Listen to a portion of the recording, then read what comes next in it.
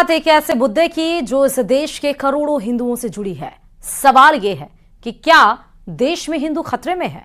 यह सवाल इसलिए है क्योंकि भोपाल हो, दिल्ली हो या फिर बंगाल, हर जगह पलायन का सवाल है। एक तरफ बंगाल जल रहा है, हिंदू हिंसा के शिकार हो रहे हैं, तो दूसरी तरफ अब दिल्ली में एक युवक के मर्डर के बाद पलायन का डर है। लोग खौफ में हैं और अपना घर छोड़ने को मजबूर हैं। आरोपों के घेरों में मुस्लिम समुदाय है जिस पर मर्डर का आरोप है। दिल्ली के सीलमपुर इलाके में तनाव का माहौल है। बुलेटिन में दिल्ली की बात होगी, बंगाल की बात होगी, साथ ही बात होगी भोपाल की, जहां संघ की एक सर्वे रिपोर्ट में बड़ा खुलासा हुआ है। देखिए रिपोर्ट।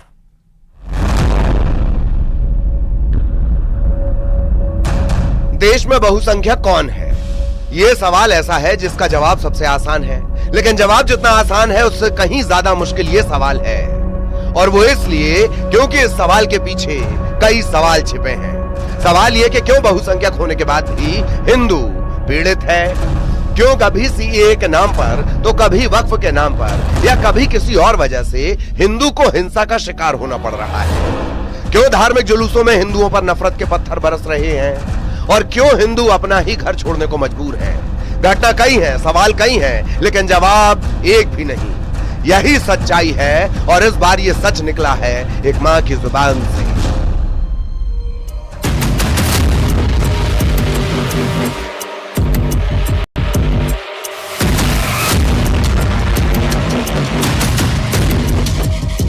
तुमने कोई भी 11 समाज का बच्चा दिखेगा उसे मार दो। मेरे बोले बच्चे को मारा है। तुमने कोई भी 11 समाज का बच्चा दिखेगा उसे मार दो। तो कंट्रोल चाहती हूँ, बस लाश के बदले लाश।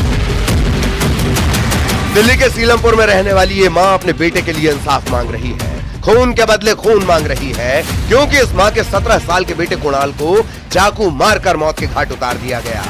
हत्या का आरोप मुस्लिम समुदाय के लोगों पर लगा। परिवार का दावा है कि उनके बेटे की हत्या हिंदू होने की वजह से की गई। एक लड़की है जिसका जिक्र नाम है उसका, क्या है वो? बदमाश है जी, बदमाश। क्या करती है? वो 8-10 लोगों को लेकर घूमती है, सब ग्रुप बना के। बता रहे हैं वो बंद भी हुई थी? हाँ, बंद हुई थी कट्टे के साथ में वो। तो यहाँ बता रहे हैं कि पहले भी कई हत्याएं हुई हैं। हाँ जी, पहले भी कई हिंदुओं के लड़के मार दी सब इन्होंने ये यूँ की कि किसी लाला नाम लड़के से बहुत इनकी दुश्मनी चल रही थी, तो उन्होंने ये तक किया था कि जैसे हिंदू है, मुसलमान है, तो हमारे 11 समाज की समाज है, तो उन्होंने कहा कोई भी 11 समाज का बच्चा दिखेगा उसे मार दो। दिल्ली में हुई हत्या के बीच सीलमपुर से चौंकाने वाला दावा सामने आया। सीलमपुर के स्थानीय लोगों की माने तो हिंदुओं को काफी वक्त पहले से टारगेट किया जा रहा था और इस वजह से हिंदुओं को पलायन करना पड़ रहा है। कभी भी यहाँ पे पैटर्न नहीं होती है, कभी पुलिस वाले आते नहीं है, कभी भी कुछ भी सुरक्षा नहीं है। हिंदू खतरे में ही है, यहाँ पे दिल्ली के मुस्लिम खतरे में ही है। ये बांग्लादेश बनने की राह पे जा रहा है, खास करके सीलमपुर। कोई यहाँ पे हथियार लेके जाना, हमें हथियार लेके आना, हमें हर 13 से 14 साल के बच्चे में आपको हथियार मिलेगा। और ज्यादा कर नाई की जो दुकान होती है ना, हेयर ड्रेस की कटिंग की मशीन, जो कटिंग की दुकान होती है, सबसे ज्यादा मजमा वहाँ लगता है। सबसे ज्यादा हथियार लेके लड़के वहाँ खड़े होते हैं। आने आने वालों को रोकना टोकना, लूटा पाटी खुलेआम होता। प्रशासन का कोई कंट्रोल नहीं है। दिल्ली में नाबालिग के मर्डर के बाद इलाके में तनाव है, दो समुदायों के बीच गहमागहमी है और अब उत्तर प्रदेश के मुख्यमंत्री योगी आदित्यनाथ का नाम लिखकर मदद की गुहार लगाई जा रही है। ऐसी ही पुकार पश्चिम बंगाल से भी आई है, जहां मुर्शिदाबाद में हिंसा के बाद हिंदू पलायन को मजबूर हैं।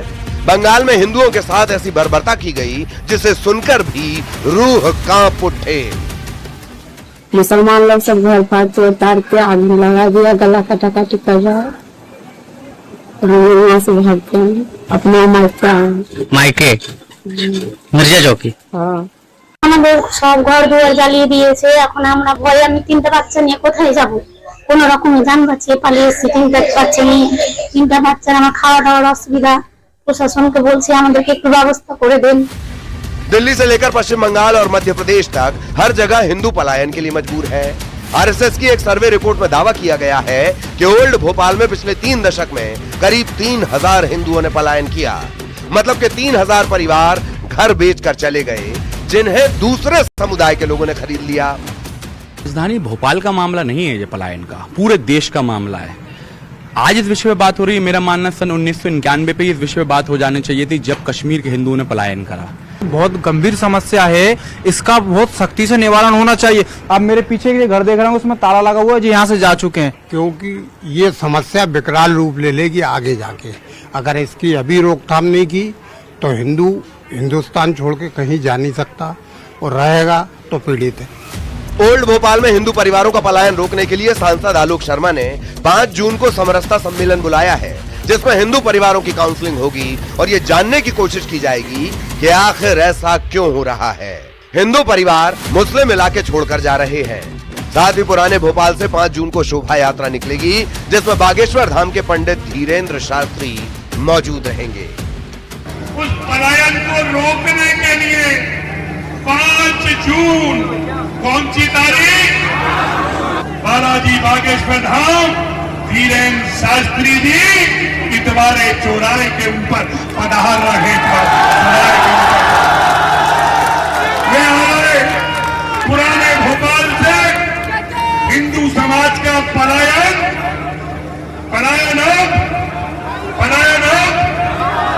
अब नहीं होगा। देख लिया आपने, सुन भी लिया होगा कि कैसे हिंदू पीड़ित है, लेकिन सवाल यही है कि आखिर क्यों? सवाल का जवाब तलाशने की जरूरत है। Bureau report, news 18।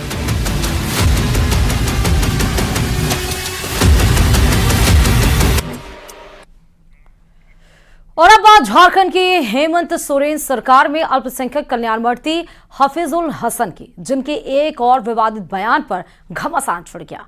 शरीयत को संविधान से ऊपर बताने वाले मंत्री हफीजुल हसन ने अब मुस्लिमों को उकसाने की कोशिश की, देश तोड़ने की धमकी दी, जिस पर बीजेपी ने उन्हें कैबिनेट से बर्खास्त करने की मांग के साथ मोर्चा खोल दिया है। देखिए रिपोर्ट।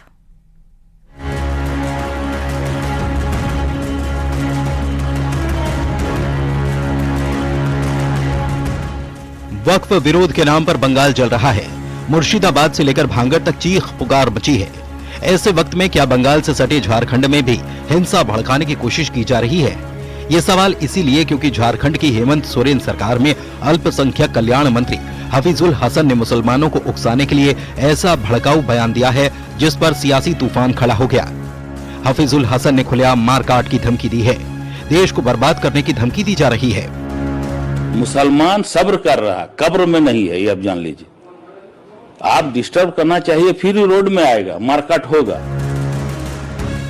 ये वही हफीजुल हसन हैं जो शरीयत को संविधान से ऊपर मानते हैं। हफीजुल हसन कहते हैं कि उनके दिल में शरीयत है और हाथ में संविधान। हफीजुल हसन का धमकी वाला बयान इसीलिए भी खतरनाक माना जा रहा है क्योंकि बंगाल के साथ उनके सभी पड़ोसी राज्यों में सबसे बड़ी सीमा झारखंड साझा करता है। अब बीजेपी ने उन्हें हेमंत सोरेन कैबिनेट से बर्खास्त करने की मांग तेज कर दी है। बीजेपी ने हफीजुल हसन के खिलाफ मोर्चा खोल दिया है। बीजेपी के प्रदेश अध्यक्ष बाबूलाल मरांडी की अगुवाई में बीजेपी कार्यकर्ताओं ने जोरदार प्रदर्शन किया। यही नहीं, बीजेपी ने राज्यपाल से मिलकर हफीजुल हसन को मंत्रिमंडल से बर्खास्त करने के संबंध में ज्ञापन दिया। हफीजुल हसन के बयान पर जेएमएम को अपनी सत्ता सहयोगी कांग्रेस का भी साथ नहीं मिल रहा है। हम कुरान सीने में रखते हैं और हाथ में रखते हैं संविधान। मुसलमान कुरान सीने में और हाथ में संविधान लेके चलता है, ठीक है? तो हम पहले शरीयत को पकड़ेंगे, इसके बाद संविधान। की संविधान को नहीं मानता है। जो आज बाबा साहब अम्बेडकर की जयंती है, उनके द्वारा लिखित तो संविधान को नहीं मानता है। संविधान से ऊपर वो शरीयत को मानता है। इसलिए भारतीय जनता पार्टी आज ये मांग करती है कांग्रेस पार्टी को और झारखंड मुक्ति मोर्चा को स्पष्ट करना चाहिए और ऐसे मंत्री को मंत्रिमंडल से ड्रॉप करना चाहिए। इस तरह से धर्म को प्राथमिकता अगर मिली तो देश टूटा। आप 14 अगस्त 1947 को देख लीजिए कि धर्म के आधार पे अखंड भारत के टुकड़े हुए, इंडिया पाकिस्तान हुआ। तो धर्म के आधार पे बस देश टूट सकता है और इस तरह का बयानबाजी नहीं देना चाहिए। वो कोई कांग्रेस के स्पोक्स पर्सन नहीं है और कांग्रेस का ये बिल्कुल विचारधारा नहीं है। अपने बयान पर चौतरफा घिरता देख हफीजुल हसन ने फौरन यू टर्न ले लिया। एक प्रेस रिलीज जारी कर हफीजुल हसन ने कहा कि संविधान उनके लिए सर्वोपरि है और उनका कोई भी कथन या काम कभी इसके मूल्यों के खिलाफ नहीं रहा।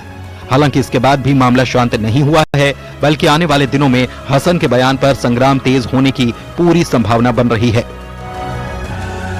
Bureau report, news 18। इधर दिल्ली के सीलमपुर में युवक की हत्या के बाद तनाव का माहौल है। इलाके के लोगों का गुस्सा फूट पड़ा है। सीलमपुर में कई घरों के बाहर हिंदू पलायन के पोस्टर लगे हैं और इन सब के बीच मृतक कुणाल की मां ने हत्या के दोषियों के लिए मौत की सजा की मांग की है। हत्या का आरोपी मुस्लिम समुदाय के लड़कों पर लगा है। कुणाल के मां और पिता एक जिक्रा नाम की लड़की का जिक्र कर रहे हैं। आरोप है कि इस मर्डर केस में जिक्रा का भी हाथ है। देखिए रिपोर्ट।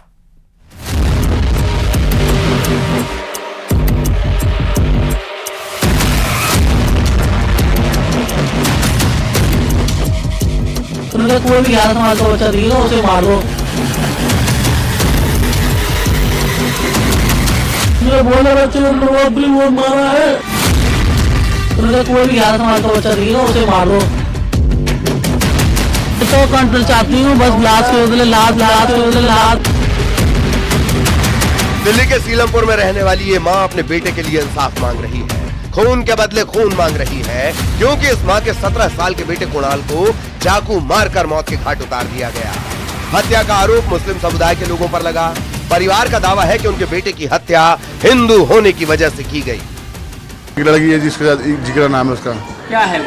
बदमाश है जी, बदमाश। क्या करती है? वो 8-10 लोगों को लेकर घूमती है, सब ग्रुप बना के। बता रहे वो बंदूक हुई थी? हाँ, बंदूक थी कट्टे के साथ में वो। उन्होंने ये यूं की किसी लाला नाम लड़के से 2-3 की दुश्मनाई चल रही थी, तो उन्होंने ये तक किया था कि जैसे हिंदू है मुसलमान है, तो हमारे 11 समाज की समाज है, तो उन्होंने कहा कोई भी 11 समाज का बच्चा दिखेगा उसे मार दो। दिल्ली में हुई हत्या के बीच सीलमपुर से चौंकाने वाला दावा सामने आया। सीलमपुर के स्थानीय लोगों की माने तो हिंदुओं को काफी वक्त पहले से टारगेट किया जा रहा था और इस वजह से हिंदुओं को पलायन करना पड़ रहा है। कभी भी यहाँ पे पैटर्न नहीं होती है, कभी पुलिस वाले आते नहीं है, कभी भी कुछ भी सुरक्षा नहीं है। हिंदू खतरे में ही है, यहाँ पे दिल्ली के अंदर खतरे में ही है। ये बांग्लादेश बनने की राह पे जा रहा है, खास करके सीलमपुर। कोई यहाँ पे हथियार लेके जाना हमें, हथियार लेके आना हमें, हर 13 से 14 साल के बच्चे में आपको हथियार मिलेगा। और ज्यादा कर नाई की जो दुकान होती है ना, हेयर ड्रेस की कटिंग की मशीन, जो कटिंग की दुकान होती है, सबसे ज्यादा मजमा वहां लगता है। नाबालिग के मर्डर के बाद दिल्ली के सीलमपुर में उत्तर प्रदेश के मुख्यमंत्री योगी आदित्यनाथ का नाम लिखकर मदद की गुहार लगाई गई है। दिल्ली में योगी मॉडल लागू करने की मांग की गई है, लेकिन सवाल है कि आखिर मृतक के परिवार और स्थानीय लोग जो दावा कर रहे हैं उसके इनसाइड स्टोरी क्या है। पुलिस ने क्या करा? बहुत पुलिस ने अभी कुछ नहीं करा, बहुत ना किसी को अरेस्ट करा है, ना किसी को पकड़ा है, और वही हम ऊपर है। अरे बेगुनाह बच्चे को मार दिया, दूध लेने गया था साहब चौक पे। एक समुदाय के लोग हैं, साहिल नाम है, उसकी बहन जीक रहा है, उनका ग्रुप है, बदमाश है वो। क्या दिल्ली मर्डर के पीछे वाकई हिंदू मुस्लिम का एंगल है या पुरानी रंजिश में मर्डर की कहानी है? पुलिस केस की तह तक पहुंचने की कोशिश में लगी हुई है। ऑलरेडी इसके रिगार्डिंग ब्रीफ आपको दे रखी है, बहुत सारी चीजें आपको ऑलरेडी पता भी है। इन्वेस्टिगेशन जारी है, रेड हम कर रहे हैं, जल्दी कल्पित को पकड़ेंगे। इस बीच दिल्ली में हत्या और हत्या पर हिंदू मुस्लिम एंगल पर अब सियासी दंगल भी शुरू हो गया है। सीएम जहां दोषियों पर कड़ी कार्रवाई का दावा करते हुए न्याय का भरोसा दे रही हैं, तो वहीं विपक्ष कानून व्यवस्था के मुद्दे पर सरकार को घेर रहा है। जिन लोगों के नाम हैं, जिसने हत्या के दोषी जिनको कहा जा रहा है, उनके पीछे लगातार पुलिस है और हमें पूरी उम्मीद है कि वो बहुत जल्द पकड़ लिए जाएंगे और परिवार के साथ पूरा न्याय होगा। कोई भी किसी भी प्रकार की इसमें कमी छोड़ी नहीं जाएगी।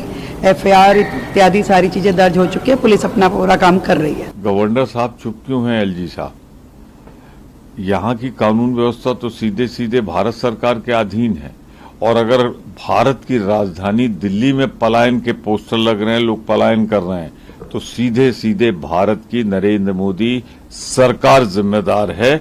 और यहाँ तो फिर डबल इंजन की सरकार है, तो डबल इंजन दोनों फेल हो गए। दिल्ली अपराधों का गढ़ बनता जा रहा है। आप इसमें यहाँ रोकथाम कीजिए। कुछ नहीं करते। कोर्ट के अंदर हत्या हो जा रही है, एक महिला के साथ गैंग रेप करके उसको सड़कों पे घसीटा जाता है, गैंगवार होते हैं दिल्ली की सड़कों पे। यहाँ राष्ट्रपति रहते हैं, यहाँ उपराष्ट्रपति रहते हैं, यहाँ प्रधानमंत्री, गृह मंत्री, पूरी सरकार रहती है, और उनके नाक के नीचे इतने अपराध हो रहे हैं। दिल्ली में हुए नाबालिग के मर्डर के बाद इलाके में तनाव है, दो समुदायों के बीच गहमागहमी है, और सबसे बड़ा सवाल है कि दिल्ली आम लोगों के लिए कितनी सुरक्षित है। Bureau report, news 18।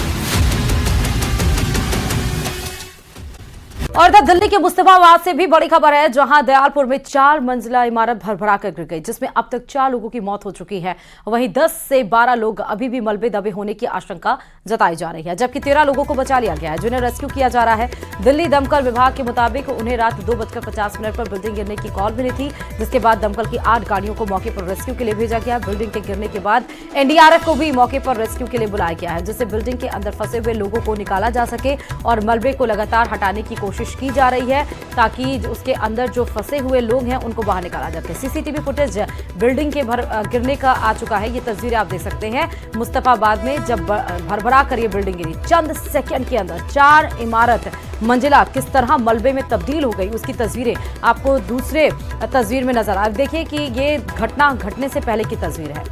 मात्र 1, 2, 3, 4, 5 और 5 सेकंड के अंदर आप देखिए 4 मंजिला इमारत भरभरा के गिर जाती है। और लगभग जो समय उस समय चल रहा है 2:39 के आसपास ये समय है। और उसके बाद से फिर सूचित किया जाता है, एनडीआरएफ टीम को सूचित किया जाता है, एम्बुलेंस को सूचित किया जाता है, पुलिस टीम को सूचित किया जाता है 2:50 के आसपास कि यहाँ पर मुस्तफाबाद में दिल्ली के 4 मंजिला इमारत भरभरा कर गिर जाती है, जिसमें 4 लोगों को अभी रेस्क्यू करके बचा लिया गया है। माफ करेगा, 4 लोगों की इसमें मृत्यु हो चुकी है। 10 से 12 लोगों को रेस्क्यू कर बचाया गया है और अभी भी लगभग 10 से 12 लोगों के अभी भी मलबे में फंसे होने की आशंका है। जिन परिवारों के लोग नहीं बच पाए हैं, उन परिवारों की तस्वीरें निकल कर आगे सामने आ चुकी हैं। रात के बाद से अभी तक वो परिवार गमगीन माहौल में है। आंसू उनके रुकने का नाम नहीं ले रहे हैं, क्योंकि उनके परिवार का एक सदस्य है, एक या पता नहीं, क्योंकि 4 लोगों की अभी इसमें मृत्यु हुई है। कई सारे लोग फंसे हुए हैं। दूसरी तस्वीरें आपको नजर आ रही हैं। एनडीआरएफ की टीम वहां पर मौजूद है, कई टीमें दरअसल वहां पर मौजूद है, पुलिस की टीम वहां पर मौजूद है। लगातार मलबे को हटाया जा रहा है और लोगों को रेस्क्यू किया जा रहा है। अभी तक 10 से 12 लोगों को बचाया जा चुका है, 4 लोगों की इसमें मौत हो चुकी है। हो सकता है उसकी वजह से वो, बट कंफर्म नहीं है।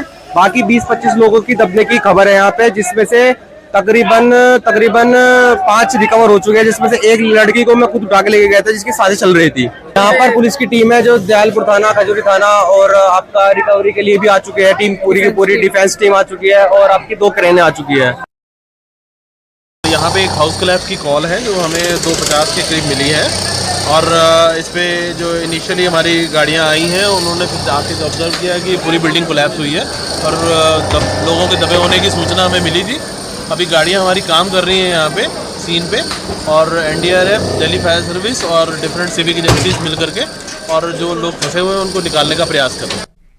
करते हुए प्रयागराज में आग का तांडव देखने को मिला है। प्रयागराज में टेंट हाउस के गोदाम में आग लगी है। फायर ब्रिगेड की गाड़ियां आग बुझाने में अभी भी जुटी हुई हैं। तस्वीरें आपके सामने जब आएंगे तो हम आपको दिखाएंगे, लेकिन ये बड़ी खबर आपको प्रयागराज में दिखा रहे हैं, जहां पर आग का तांडव देखने को मिला। दरअसल यहां पर टेंट हाउस के गोदाम में आग लगी है। फायर ब्रिगेड की कई सारी गाड़ियां मौके पर मौजूद हैं, जहां आग को बुझाने का प्रयास किया जाए। देखिए तस्वीर आपके सामने आ चुकी है। ये देखिए कि किस तरह प्रयागराज में टेंट हाउस के गोदाम में ये भीषण आग की तस्वीरें, आग की लपटें आप देख सकते हैं, जो बाउंड्री वॉल है उसके ऊपर जाती हुई दिखाई पड़ रही है, और उसी तरह धुएं का गुबार भी जाता हुआ दिखाई पड़ रहा। आग की लपटें इतनी ज्यादा है, उससे आप अंदाजा लगा सकते हैं कि ये आग कितनी ज्यादा एरिया में भी फैल चुकी है। दूसरी बात, आग की लपटों से आप अंदाजा लगा सकते हैं कि यह आग कितनी भीषण लगी होगी। दरअसल ये टेंट का गोदाम है तो कपड़ा है, स्वाभाविक बात है कि आग तेजी से फैलता चला गया। चंद सेकंड के अंदर ही कई सारी दमकल की गाड़ियां मौके पर मौजूद है, पुलिस जाब्ता वहां पर मौजूद है और आग को बुझाने की कोशिश लगातार की जा रही है। और जिस तरह तस्वीरों में नजर आ रहा है, ये आग जो गोदाम है वो छोटा गोदाम नहीं है, क्योंकि बड़ा गोदाम दिखाया जा रहा है। और बाउंड्री वॉल के आप इधर देखिए, जो गरीब बस्ती के लोग हैं वो वहां पर रहते हैं, और वे आग जिस तरह लगी है लोग वहां पर देख भी रहे हैं, और यहाँ पर दमकल की कई गाड़ियां मौके पर मौजूद हैं। प्रयागराज से ये सीधे तस्वीरें आपको दिखा रहे हैं, जहां पर टेंट हाउस के गोदाम में ये आग लगी है। अब आग किन कारणों की वजह से लगी है, फिलहाल ये तस्वीरें निकलकर सामने नहीं आ पाई हैं, वजह सामने नहीं आ पाई है, लेकिन ये तस्वीर जरूर टेंट गोदाम में भीषण आग की निकलकर सामने आ चुकी है।